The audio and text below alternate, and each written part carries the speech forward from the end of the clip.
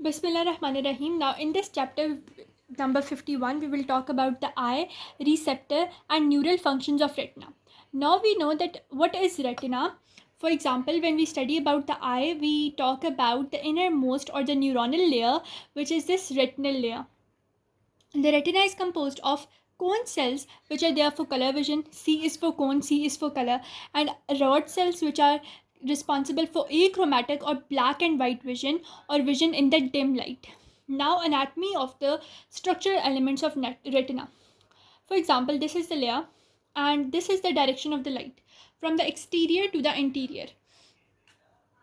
Now we have the pigment layer. After the pigment layer, we have the layer of rods and cone cells. Then we have outer limiting membrane. Then we have this layer of the outer nuclear layer. Then we have this synaptic layer, which is known as outer plexiform layer. Then the inner nuclear layer. Then this inner plexiform layer. Then this ganglion layer, which is composed of ganglion cell neuron bodies. And then we have the optic nerve or layer of optic ganglia or stratum opticulum, and then we have the inner limiting membrane. These are all the 10 layers of the retina, which you can clearly visualize through this diagram. And now on this layer, the pigment epithelial layer, this is directly connected to the choroid, and this layer, it is directly connecting to the vitreous body or the vitreous humor, and its thickness according to the book is several hundred micrometers. And then there is a region of the visual acuity. So when we move in this layer, the visual acuity decreases, but then we have another layer which is known as the fovea, where the visual activity is maximum. Now first of all, we will look at this pathway of light.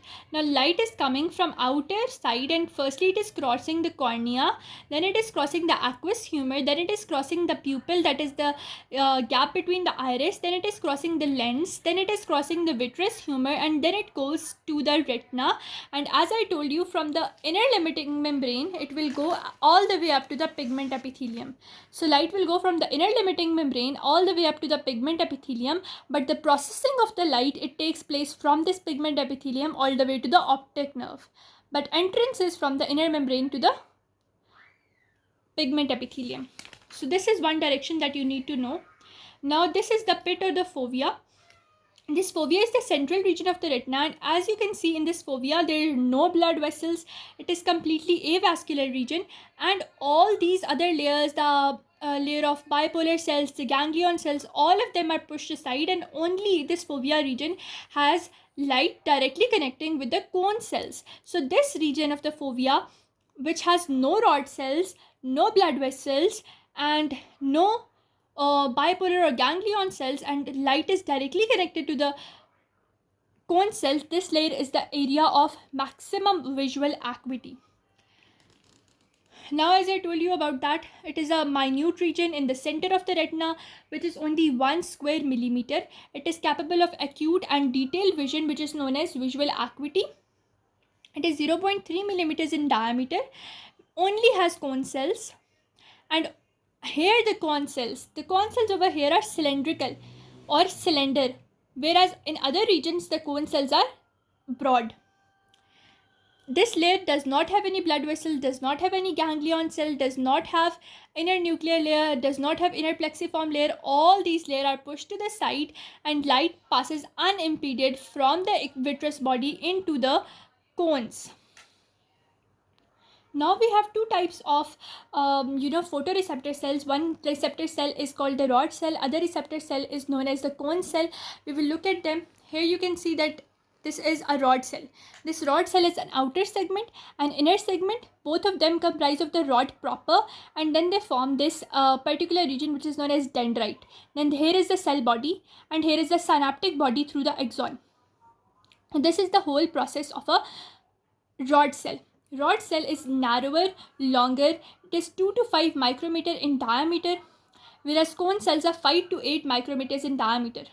And when we talk about fovea, as I told you, there are no rod cells and only cone cells. And fovea is known as fovea centralis, and C is for centralis. So C is for cone cells, and cone cells are present mainly in the fovea centralis.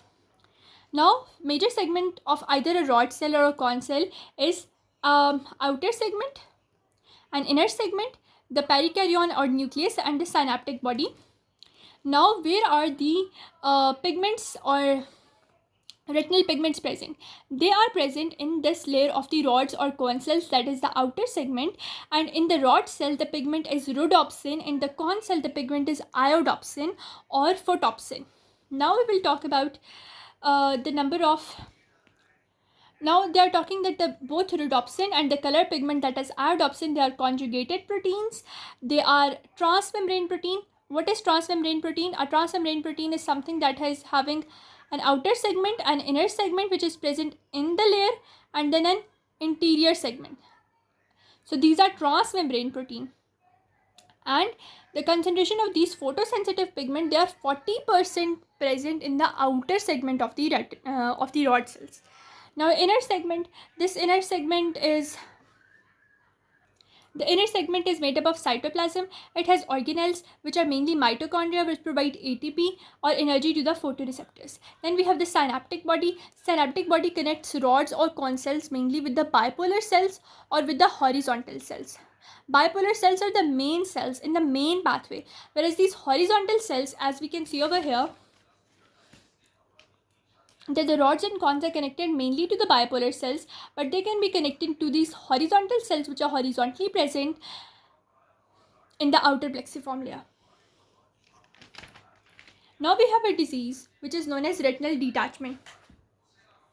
This retinal detachment is a disease in which the retinal pigment and the neuronal layer of retina are separated. We have this diagram in which we can see that this is retinal pigment and these are the neuronal layers. They do not have any anatomical connection between them, but if due to any injury to the eyeball, there is fluid and blood accumulation in this layer, or due to the contractures of the collagen fibers in the vitreous humor, the pigment epithelial layer is pulled toward the vitreous humor. What will happen? There will be retinal detachment. And the retinal detachment causes irreversible loss of the vision, but it can be corrected by laser surgery. Now, to prevent the degeneration or the detachment, there is resistance to the detachment, whereas it is supplied by independent blood supply to inner layer of the retina, also diffusion across the detachment gap. These two things, one, independent blood supply, secondly, diffusion across the detachment gap, it is going to protect us from the retinal detachment or degeneration.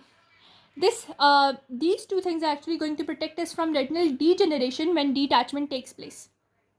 These are independent blood supply and diffusion across the detachment gap. Now we have the pigment layer of the retina.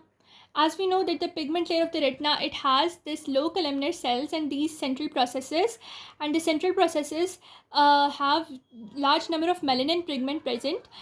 The melanin pigment actually prevents light reflection. Without any melanin pigment, what will happen? Light will be deflected in this direction, that, any direction. And importance of melanin pigment is so much that in people that albinos that lack this melanin pigment due to congenital absence, what will happen? That their visual acuity will be so much low, and light will come, and instead of focusing onto a single point like this, light will be spread in this direction, this in so many direction. It is going to excite the retina in so many ways that it will cause the vision to be very blur. And in such people, 20 by 100 or 20 by 200 vision is present, which is that they will be able to see a thing at 20 meters which a normal person can see at 100 meters, or they will be able to see a thing at 20 meters which a normal person can see at 200 meters. Such a broad difference as compared to a normal person.